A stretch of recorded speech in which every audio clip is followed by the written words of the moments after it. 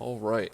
So, today I'm going to do a bit of a tutorial with Roll20 in making tokens and creatures using assorted tools through Roll20 itself and also the website 5e Tools, which is basically godlike.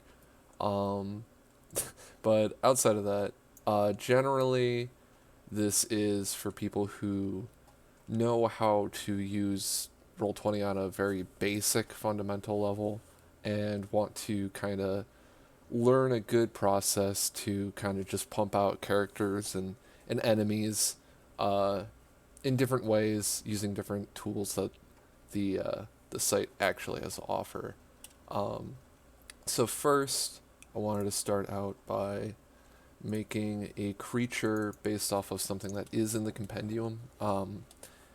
Like I guess generally, uh, let's um, say I want to take something that's in the lore or like in the D&D books, but generally my own setting. I gotta spice things up a little bit, add my own flavor and everything to them. Um, so today let's take an angel of some sort. So actually we're gonna save Ulobra for later. Because what you can do if something's actually in the compendium, let's see, Diva, Deva, whatever, Angel guy, all right. So you can just drag it out from the compendium there, and bada bing, you got all this stuff. It's got all the information. That's cool. Um, I honestly don't bother uh, changing this stuff once it's like all in the character sheet and everything, because usually when I'm operating a creature of some sort, I'm going to be on this tab anyway because this is where all their stuff is. These are all their abilities. This is the stuff I'm clicking on. Any information that I would garner from this is going to be on its actual character sheet. So, I am going to take this Deva as kind of the skeleton of a creature. Um, I guess generally, like, okay, so we want to just make our basic Deva, not do anything to it. Um, I have a lot of tokens saved. A lot of these tokens are made by David North. They do a lot of token packs and stuff that you can also get on Roll20. Let's see here. Yeah, this angel will work enough. So say we wanted to make just without really changing anything. We got this Solar uh, angel token that we can use. Oh, I actually do have a Deva. It took me a while to find it.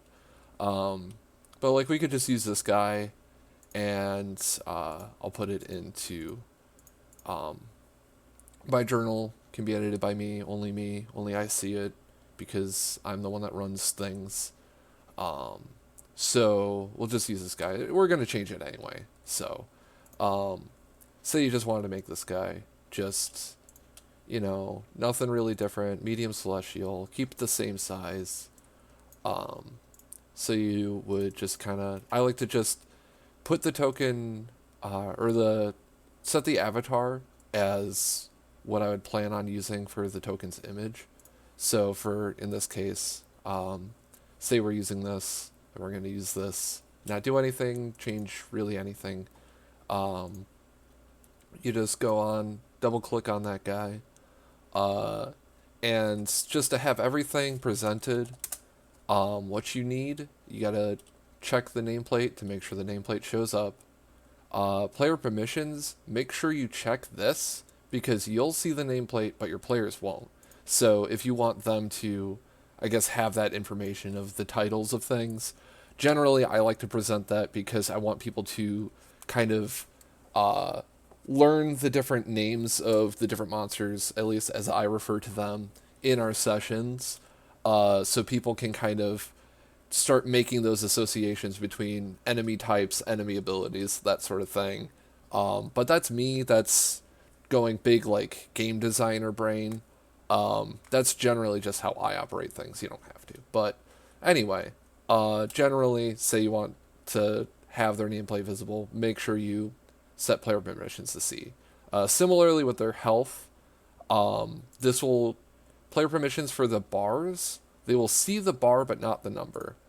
They would have to have, I believe, the character in their journal, or one of those. Giving them permissions is what gives them the ability to see the numbers for controlling it. So otherwise, they'll just see the bar, no number. I think there is a way. It might be putting it in the journal and not letting them control it. That allows them to see the number if you want to. Generally, I like to cover the numbers, but still show the bars so they have a general idea of like how weakened whatever enemy it is. There's also dynamic lighting options in here. You can give them vision, night vision, bright light, if you want them to emit light. We'll come back to this because some of the things that I might put together would definitely be using some of these things. And of course, vision, night vision, that sort of thing is very common.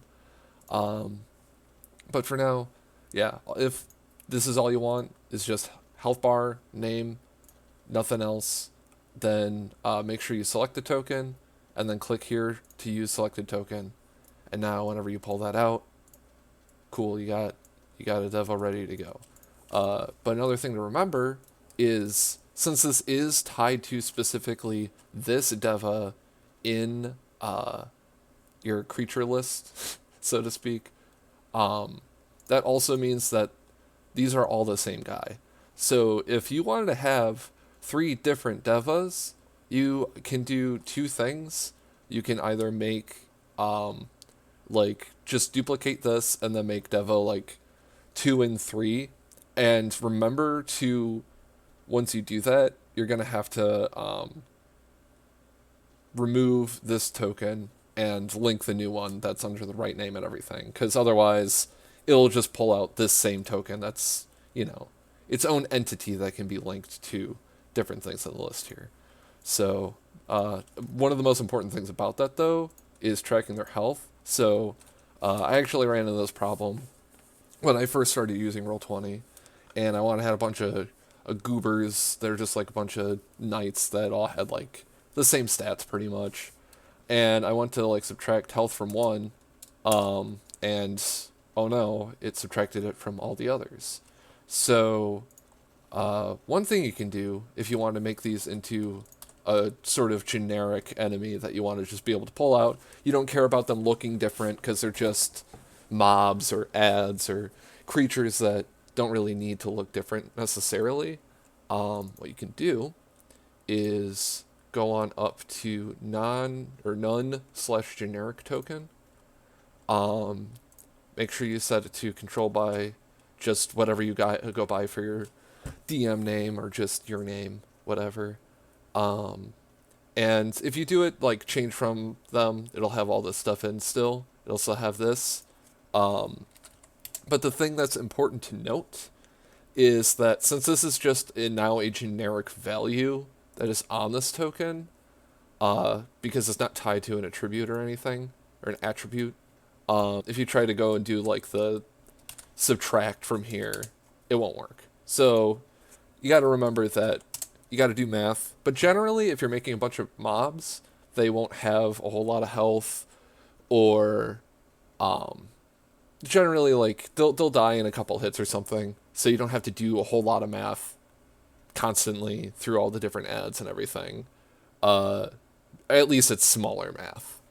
But what we want to do is we want to take this deva, we want to use its skeleton, as I said. So a couple things of note. For me, for purposes of my game, generally any actual celestial, like an actual angel or anything, they're almost always bigger than your average humanoid. So the first thing I'm going to do here is I'm going to make this thing large. It is going to become large.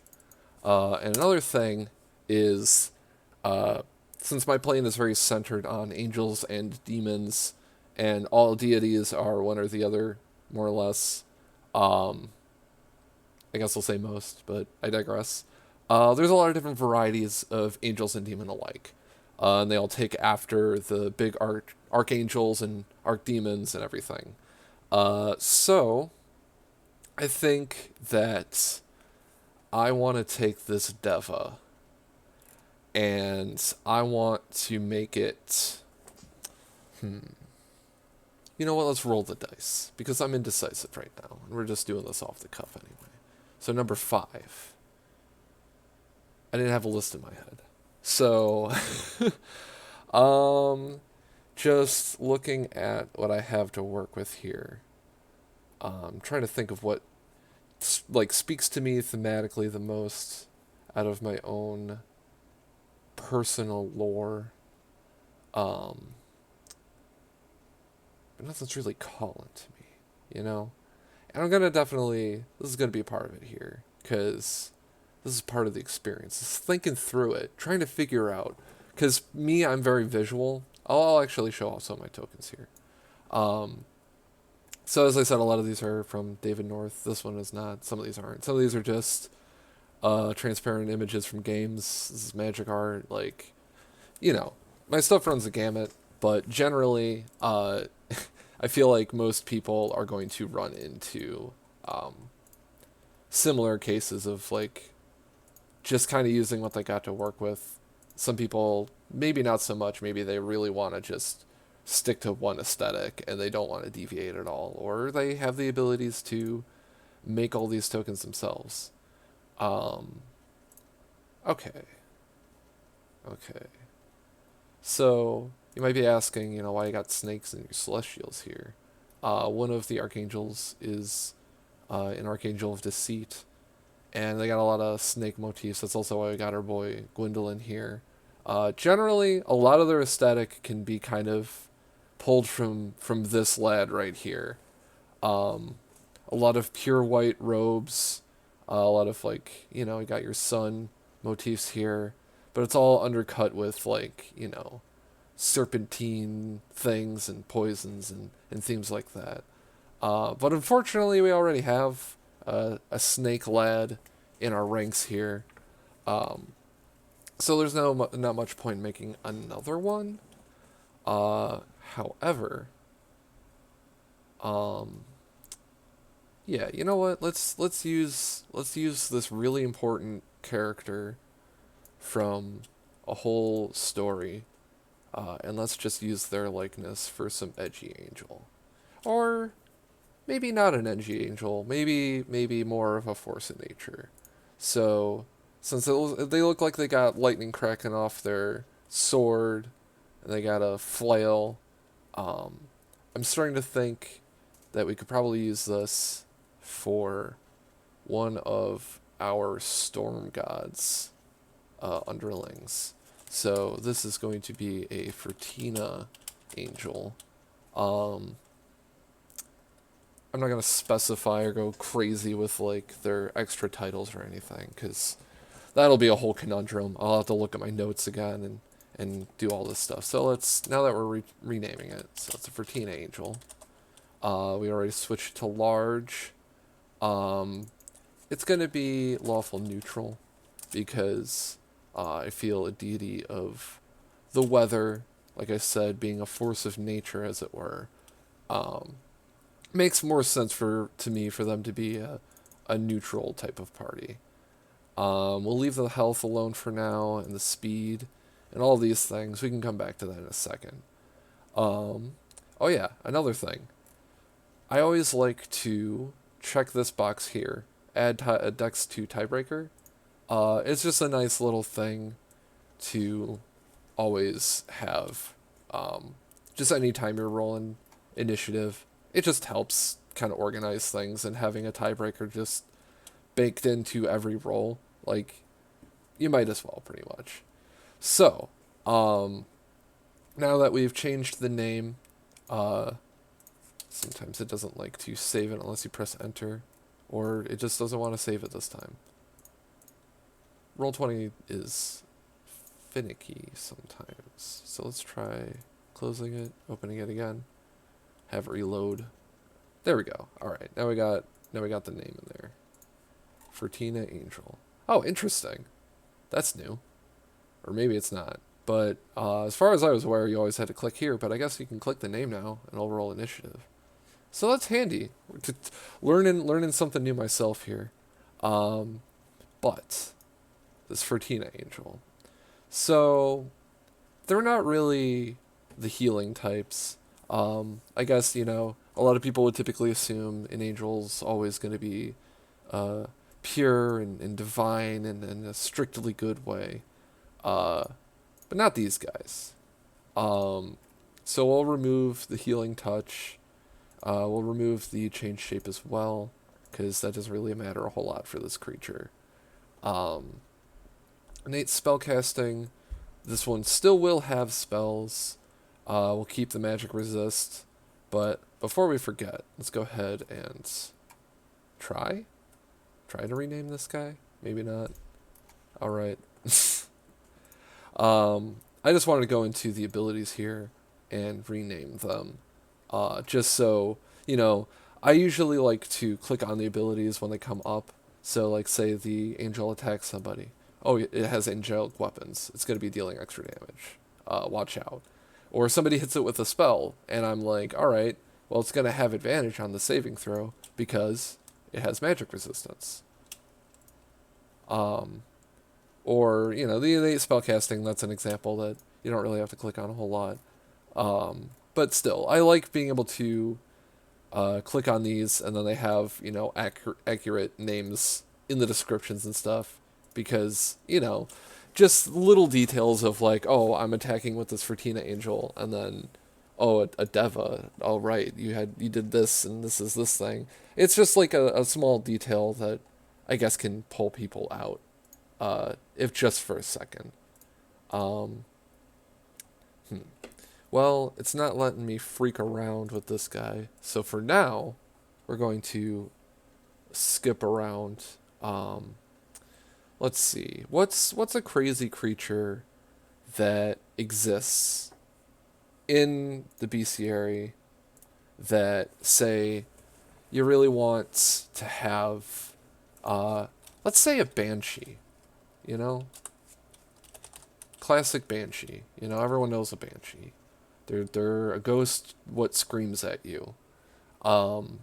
So, let's go on over to Alobra Bree.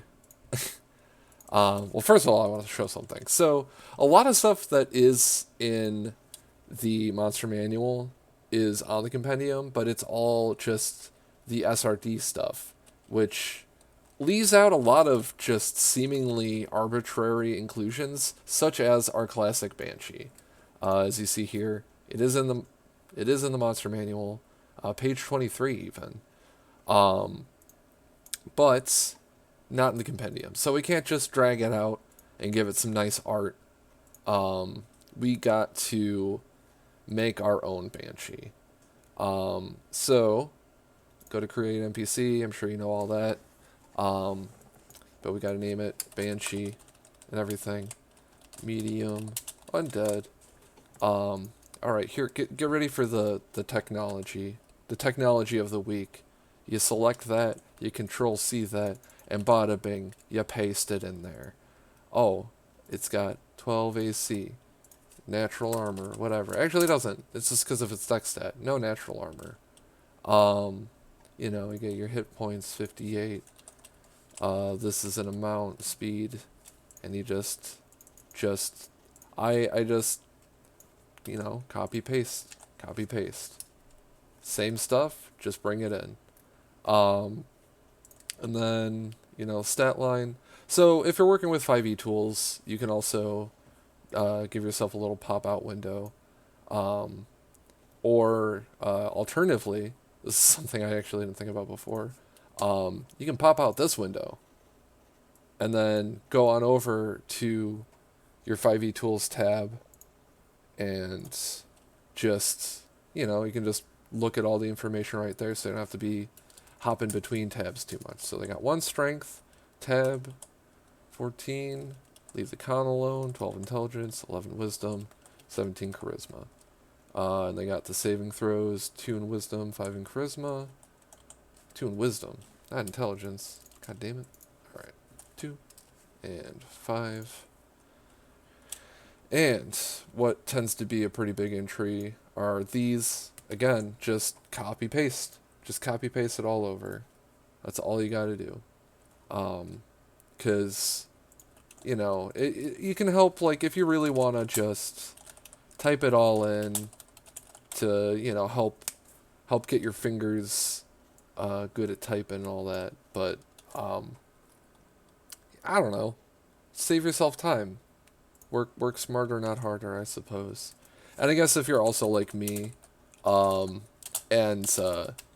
you just spend hours at a time just like making creatures for later, whether you have to or not,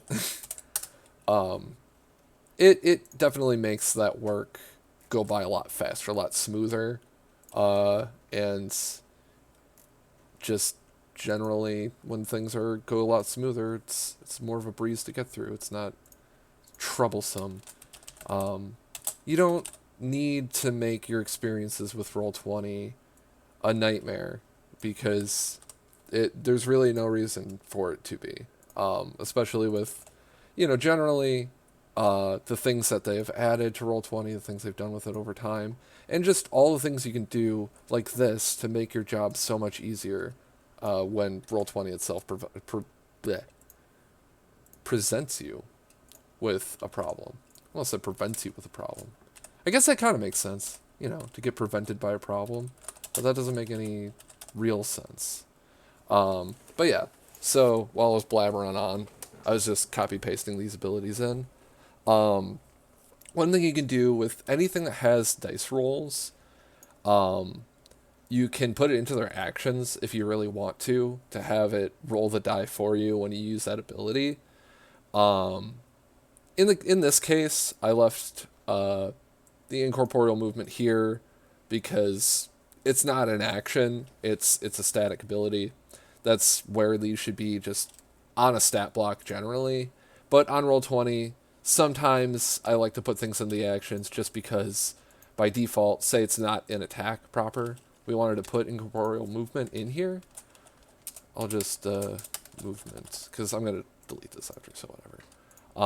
And it takes 1d10 force damage if it ends their turn inside of an object. So just to make my life a little easier, if I really wanted to, let's go back over to here, open up our Banshee, and look at that. Oh wow, maxed out the force damage that it dealt to itself. Just so you don't have to bother with going into here to roll the dice. I mean, it's quick for a d10 like that. Oh, it's 5 damage. Or of course, /R/roll 1d10. But I try to avoid typing dice in here as much as possible, just because it feels a lot faster to just click on things. But we're going to get rid of that because they have attacks and stuff. So we'll go back here to our Banshee using the information that is on here. And of course, if you have like a PDF or, of course, your own physical books to work off, of course, you can just have them on your lap and type all this stuff up. But it is so much faster to just copy paste everything just right from 5e tools, because it's all right here. So let's say corrupting touch, and it is an attack. This stuff, you gotta kind of fill it in because it's a lot harder to just like paste it all in there. Everything's separate. For the to hit, you don't have to put +4. You can just put 4, and it works the same way. Target, as most attacks are. And let's see, it is 3d6 +2 of the necrotic damage. That's all it does. Say if it were a wraith or something, you could put your little description here. It drains your stuff, but it doesn't, so it just hurts you. Whatever. And then once you close it, bada bing, pops out like that. You know what it is. And, you know, big abilities like this. I don't want to type all that stuff out. Screw that. Paste it, baby. Easy. And, of course, you know, you can go in, alter details, that sort of thing, change the names if you're using an ability from somewhere else. Because, like, what if this was, like, a flaming banshee or something? I want it to have flaming body because it's on fire. You know, oh yeah, these guys don't actually have it. I gave it to mine in my campaign because I wanted them to be a little more deadly. But fire snakes, fire snake, not fire snake. What the hell are they called? I think it's salamanders. Salamans. They got the old heated body feature. So this is an example of a good one that would be good to put into the actions, even though it isn't an action, just so it can roll that damage for you. So, you know what? Let's go ahead. Let's actually give this banshee we were working on. Let's make it a flaming banshee, actually. Flaming banshee. It's like an elite version of a banshee, because it's on fire. So don't forget to change this. I guess touching a banshee is a little ironic, maybe? Ironic's not the right word. But anyway, just to make things a little more clean, you know, get that out of there, just so you have the description. Because it might confuse people if it has, like, the parentheses and all that stuff in there. So 2d6 fire. If anybody touches this thing, bada bing. Take fire damage. But yeah, like, I that's another thing too, is like, okay, this is a very basic creature that we're just putting in that is right out of the monster manual, but, you know, let's spice it up a little bit. Make it on fire. Quite literally spice it up. I don't know if that's literal. I think that's still, like, it's just like a double metaphor. That doesn't turn it into literal. So let's pick up this last ability, the whale. Their signature whale. Who could forget a banshee's signature whale? One a day. Slam that in there. Clean this up because it just, I don't know, looks messy. If you're using dice rolls, you're using dice rolls, especially if it's an ability that you intend to click on and let the party see. Which, of course, you know, you might not always do that because maybe you want to hide everything still. For me, when I'm DMing in person, I like to roll the dice behind the screen a lot of the time. But for whatever reason, I'll Roll20. Maybe because, I don't know, more video gamey feel, and I like to have the information presented to the party. But of course, you could always just turn that off. So we got our whale in here, got all our abilities for our banshee, our now flaming banshee. So let's go back over to here to Olobra, who is actually a flaming banshee the whole time. So I know I got a banshee in here somewhere. Let me dig through my tokens. Or maybe I got something on fire. That will work better. How about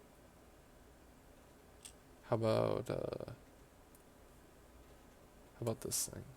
This crazy flame creature. Why not? Crazy flame guy. It's scary. You know, it's a banshee. It's angry. I don't know. Doesn't really matter. This is the beauty of DMing right here. So we set our image and everything.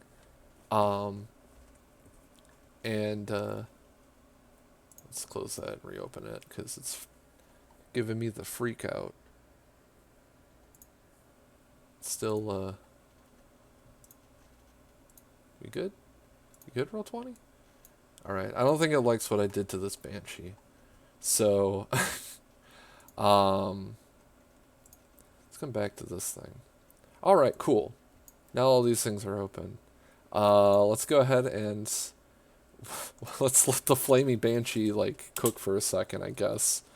Um, I guess generally, for this one, and like other things like it, when it refers to like a specific uh, angel type that I'm just using for its skeleton, um, just replace Deva with angel.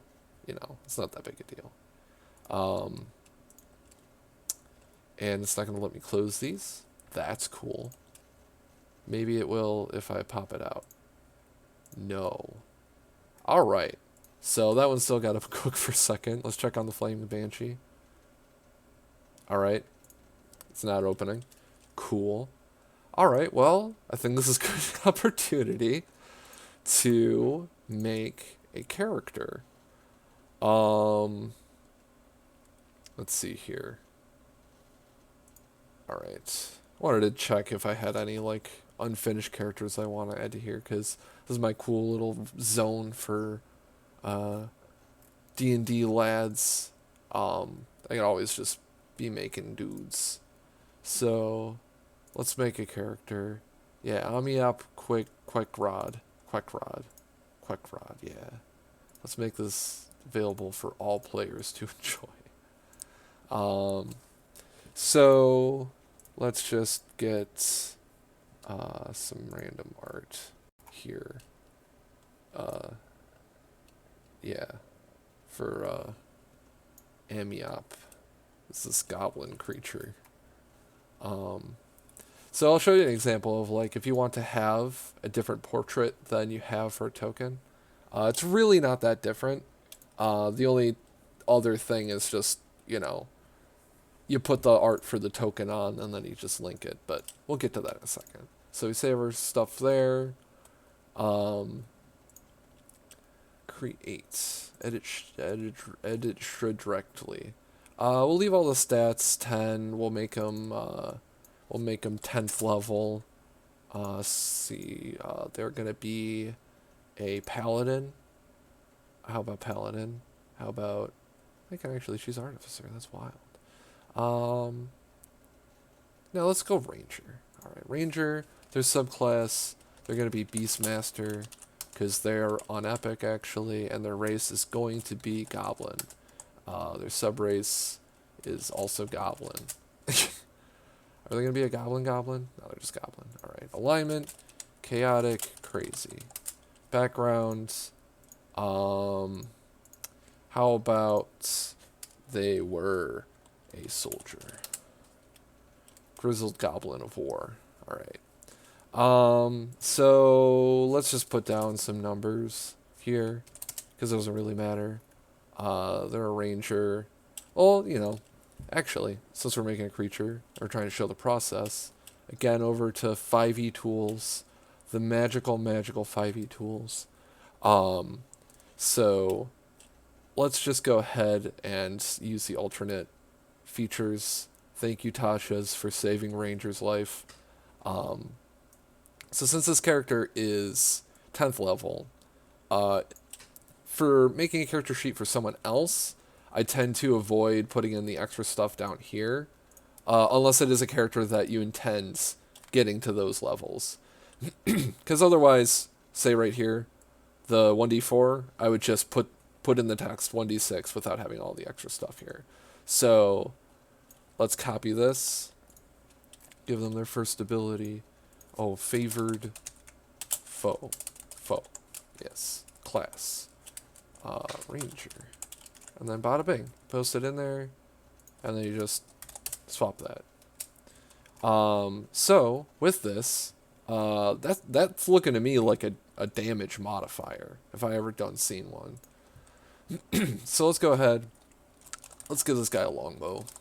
Because, you know, it's a ranger. Rangers like a longbow. Let's drag and drop that onto them. Got a longbow? Make him proficient in a longbow. You know. We're skipping over some stuff for character creation, but it doesn't really matter. I guess it's some other features that would fill in things for you. So you got the longbow there. Longbow for your damage. Cool. We want to give this guy some leather armor, though. So leather armor gives your AC. Say this guy had crazy decks, bada bang, goes up, all that goes up. You know how it is. But most importantly, go to Ranger. You can use this a number of times equal to your proficiency bonus. So, our proficiency bonus is 4. Class resource, favored foe. You got 4, 4. Awesome. All right. So let's go in here for our damage modifier. It can get kind of overwhelming looking at the screen because there's a lot of text. It's really small. But for all of these global modifiers, they are all here. Right here. Right there. Right there. So what we want is we want a global damage modifier. So we'll go back over to the core. Now this is here. This is our favored foe thing. Favored foe. 1d6 damage. Type. It's going to be piercing generally, because, you know, this is a bow guy. So when we make our attacks with the longbow, then we get our extra damage here, and everyone's happy. And then, oh, this one's not a favored foe. Alright, just a normal damage. So, this is something that people forget to keep track of themselves very often. It's fine. So let's go into our token folder here and see if we can find some kind of small idiot to use as our weird goblin, I guess. I don't really have a whole lot of goblins saved, to be honest, because, like, what even is a goblin these days? You know? I hardly even know a goblin if I've seen a goblin. Alright. Well, this isn't a goblin, but he looks like a little weirdo. So we'll use this guy. Alright? He's gonna be really tiny, but that's okay. But since this guy's in our list of stuff, we can go find our friend Amiop here. Nameplate. C. Let's actually go over to here. Go over to player. Because goblins are playable, technically. So we actually need some goblin features here. Alright. Let's go with the, yeah. Ran out of Volos. So, we got size category is small, so accurate on the token we use there. But they do have dark vision. That's pretty much what I was looking for, to make sure. They got all this stuff, whatever.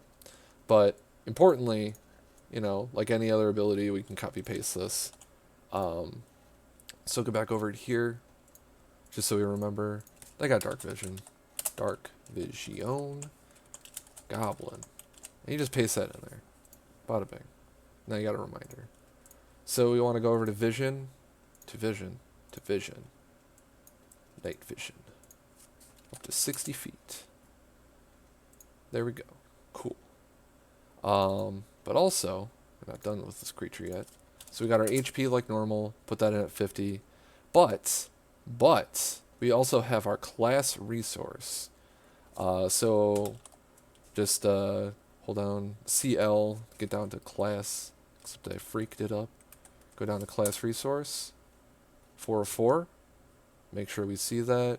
Oh yeah, visible to editors, hidden, visible to everyone. That's how you can display the numbers. And then we go ahead and save that. So now this is our token for our boy Amiop. So to link that token, go ahead and just, since it's selected, there we go. Uh-oh. Oh no. Oh no, my connection has been interrupted. Amiop, what have you done to me? Oh no. Oh no. Alright. Okay. Well, that might explain some of our issues with things loading.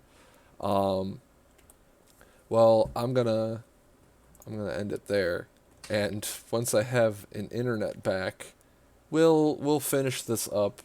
We'll go ahead and just put our friend over here And before we go, I want to load in a map. Let's take this. Personally, I think it helps a lot for getting your maps to fit right. If you can find in wherever resource you got your map from what dimensions they intend it to be and just use that. Because sometimes it can be really finicky to mess with stuff to try to get it to line up properly. Um, Almost always try to avoid any maps that have a non-square grid on it, because it might as well not have a grid at all at that point. If it has any squares that aren't equal, it won't work with trying to align things on Roll20. It'll get all wonky and weird, and it won't work right. So, right, since my internet's dead, I can't upload anything. So yeah, that's going to be it for now. Once my internet is back, I'll make a part 2 of this where we can finish up Amiop, putting him on to the token. We can mess with our Fortuna Angel a bit, giving them more unique abilities. And our Flaming Banshee was more or less completed, but I wanted to add some Produce Light features to it. As well, we can turn on dynamic lighting, and once we get a map in, we can figure out some of the best ways I've found to add light sources and to set up your walls and everything. But for now, that's all I got. So just go ahead and keep it skeletal.